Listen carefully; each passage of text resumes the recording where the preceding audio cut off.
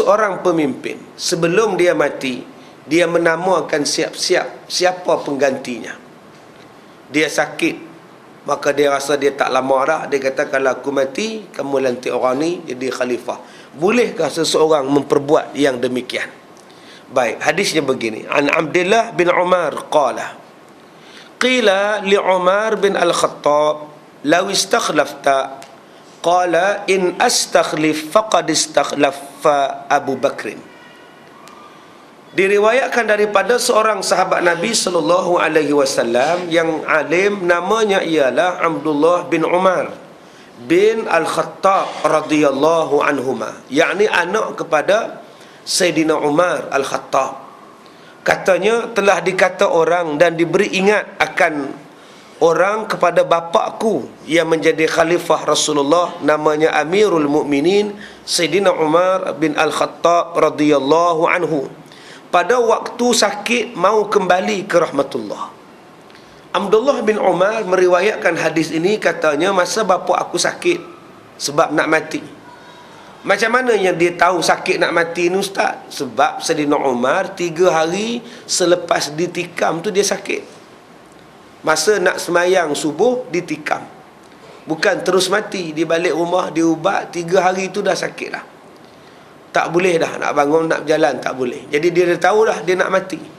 Maka dalam tempoh 3 hari sakit itu, sahabat-sahabat yang lain ni datang tanya pada Sayyidina Umar, adakah tuan hamba ni sudah sedia maklum tuan hamba ni sakit teruk, entahkan tuan hamba ni kembali ke rahmatullah, tinggallah kami macam ayam tidak ada ibu, atau tinggal seperti kambing tiada ada gembala.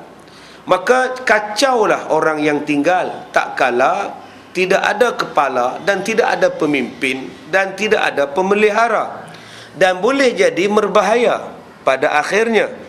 Barangkali bergaduh orang ini mau jadi kepala, atau orang ini mau jadi kepala hingga berbunuh-bunuhan sesama orang Islam.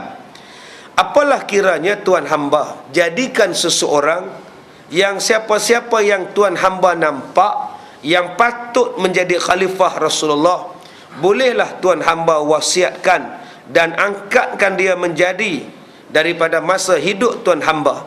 Kerana kalau tuan hamba meletakkan sesiapa menjadi khalifah, tiada siapa boleh menarik diri daripada menurut dan mendengar apa perintah khalifah yang tuan hamba letakkan itu. Jadi orang yang datang ziarah ni tanya kepada Sayyidina Umar yang sedang sakit akibat ditikam. Kata mereka, tuan lantiklah seorang orang yang boleh dijadikan khalifah. Maklum sajalah tuan ni pun kami nampak tak apa nak sihat lah. Kalau tak dilantik siap-siap, kami takut nanti akan bergaduh kerana berebut kuasa, akan bergaduh kerana nak jadi kepala. Dan bila dah tak ada kepala, negara kita berbahaya. Kalau tuan dah lantik siap-siap, tak ada siapalah yang berani bantah. Sebab ini pelantikan daripada Umar Al-Khattab. Bila dikata begitu kepada Sayyidina Umar, lalu Sayyidina Umar menjawab, adalah perkara menjadikan khalifah sebelum mati itu, sebelum mati aku, adalah harus pada syarak. Jika aku jadikan khalifah itu siapa-siapa yang aku nampak patut menjadi khalifah, kerana sesungguhnya orang yang lebih baik daripada aku ada memperbuat demikian, iaitu Sayyidina Abu Bakar As-Siddiq radhiyallahu an, khalifah pada Rasulullah, iaitu ketika Sayyidina Abu Bakar sakit mau mati, telah diangkatnya aku menjadi khalifah Rasulullah, menggantinya selepas daripada matinya. Maka jikalau aku membuat sepertinya, tiadalah aku mengerjakan bid'ah. Jawab Sayyidina Umar, aku boleh lantik siapa-siapa di kalangan kamu yang aku nampak layak untuk menjadi khalifah. Sebab sebelum Abu Bakar wafat, Abu Bakar menamakan aku sebagai khalifah. Maknanya kalau aku buat, tidaklah aku dipanggil sebagai bid'ah, sebab diperbuat oleh sahabat Nabi sallallahu alaihi wasallam.